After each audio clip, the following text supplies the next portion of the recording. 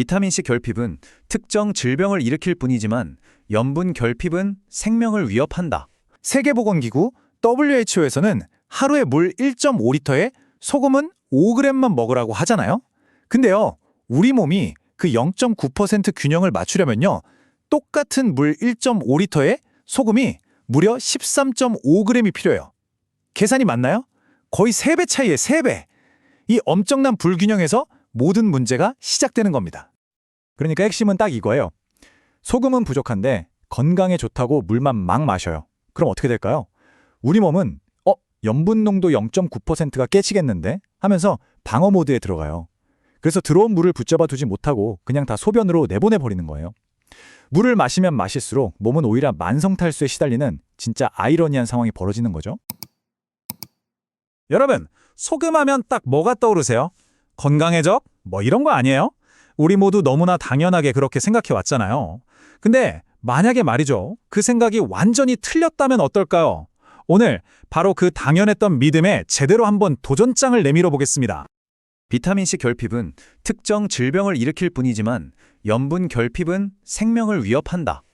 와, 이거 이제 도발적인 말 아닌가요? 그쵸? 바로 이 한 문장이 오늘 우리가 파헤쳐볼 이야기의 모든 걸 담고 있다고 해도 과언이 아닙니다.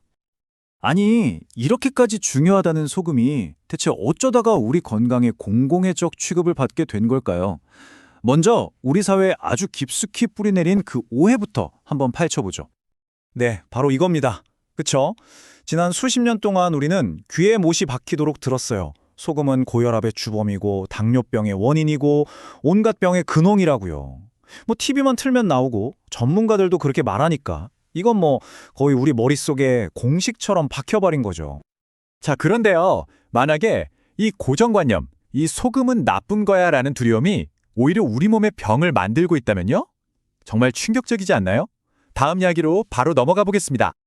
혹시 노세보 효과라고 들어보셨어요?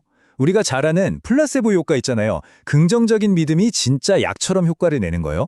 노세보는 그 정반대 개념이에요. 어떤 게 내 몸에 해로울 거라고 굳게 믿으면 그 부정적인 생각만으로도 진짜 몸이 아파지는 현상? 와, 정말 생각이 몸을 지배하는 거죠. 그렇다면 혹시 이런 상상 해볼 수 있지 않을까요? 우리가 사회 전체적으로 가지고 있는 이 소금에 대한 공포, 이게 사실은 거대한 노세보 효과가 아닐까 하는 거죠. 다시 말해서 소금 자체가 아니라 소금은 위험해라는 그 믿음과 걱정이 우리를 병들게 하고 있는 건 아닐까요?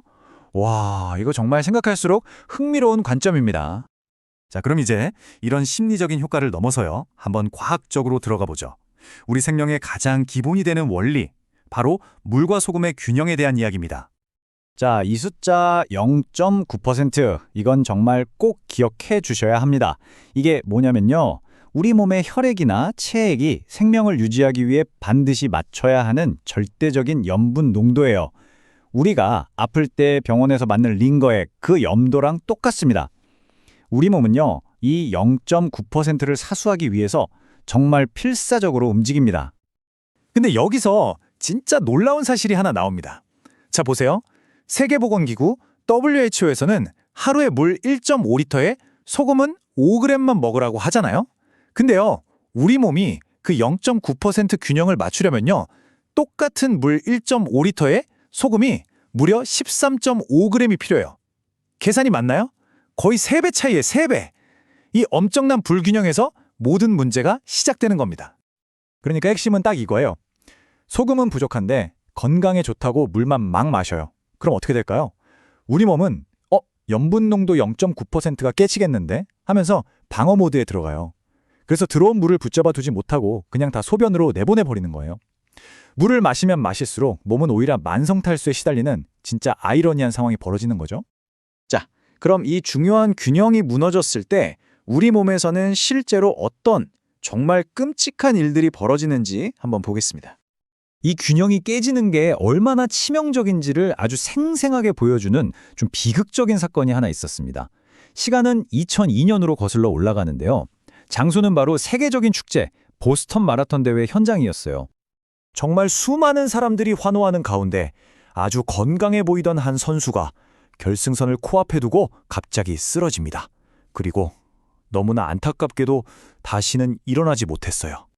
당연히 다들 심장마비일 거라고 생각했죠. 그런데 진짜 사인은 정말 충격적이었습니다. 바로 저나트륨 혈증. 이게 뭐냐면 땀으로 몸속의 염분을 엄청나게 쏟아낸 상태에서 탈수 맞겠다고 물만 너무 많이 마신 거예요. 그 결과 몸속의 염분 농도가 생명을 유지할 수 없는 위험 수위까지 뚝 떨어져 버린 거죠. 이 끔찍한 사건이 우리에게 주는 교훈은 정말 명확합니다. 바로 소금 없는 물은 때로는 독이 될 수도 있다는 거. 정말 생각지도 못했던 사실이죠. 저나트륨 혈증, 이게 이렇게 무서운 겁니다. 처음에는 정신이 좀 몽롱해지거나 근육에 쥐가 나는 가벼운 증상으로 시작할 수 있어요.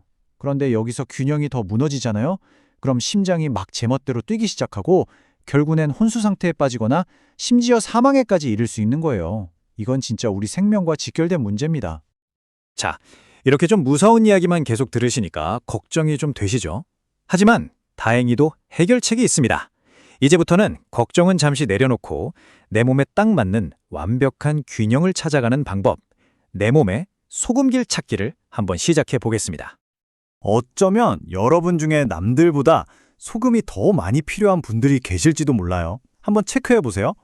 혹시 관절염이나 피부염 같은 만성 염증으로 고생한다거나 아니면 몸이 좀 차가운 편이라거나 평소에 머리를 많이 쓰고 또 커피를 즐겨 마신다. 이런 분들은요, 일반적인 권장량보다 소금이 더 필요할 수 있다는 신호입니다. 그럼 소금을 어떻게 먹어야 잘 먹는 걸까요? 딱 4가지만 기억하시면 됩니다. 첫째, 좋은 소금을 고르는 게 시작이에요. 불순물이 적은 용융소금이나 죽염 같은 거요. 둘째, 이게 제일 중요한데 내 몸이 보내는 신호에 귀를 기울이는 거예요. 신기하게도요, 소금을 제대로 먹으면 몸이 알아서 물 마셔 하고 자연스럽게 신호를 보내거든요. 셋째, 당연히 다른 영양소도 골고루 먹어줘야 하고요. 마지막으로 내 활동량이나 날씨, 컨디션에 따라서 섭취량을 조절하는 센스, 이것도 필요하죠. 자, 이 표를 한번 보세요. 차이가 확 느껴지시죠? 왼쪽, 소금이 부족한 몸은 이상하게 목도 안 마르고 늘 축 처져 있어요. 그런데 오른쪽, 균형을 찾은 몸은 어때요? 건강하게 갈증도 느끼고 소화도 잘 되고 에너지가 넘치죠. 심지어 건조했던 피부랑 눈도 촉촉해지고 뭔가 방어적이고 소극적이던 상태에서 적극적이고 생산적인 상태로 바뀝니다. 정말 놀랍지 않나요? 네, 오늘 이야기의 가장 중요한 결론에 다다랐습니다. 우리의 목표는요, 무조건 소금을 줄이는 저염식이 아니에요. 그게 아니라 다른 누구도 아닌 바로 내 몸에 딱 맞는 나만의 고유한 균형점을 찾아가는 것, 이게 핵심입니다. 그러니 이제부터는요, 목이 마를 때 습관적으로 물통부터 찾기 전에 딱 1초만 멈춰서 스스로에게 한번 물어보세요. 내 몸이 지금 진짜 원하는 게 그냥 맹물일까? 아니면 혹시 소금이 필요한 건 아닐까? 이 작은 생각의 변화 하나가 어쩌면 여러분의 건강을 통째로 바꿔놓을지도 모릅니다.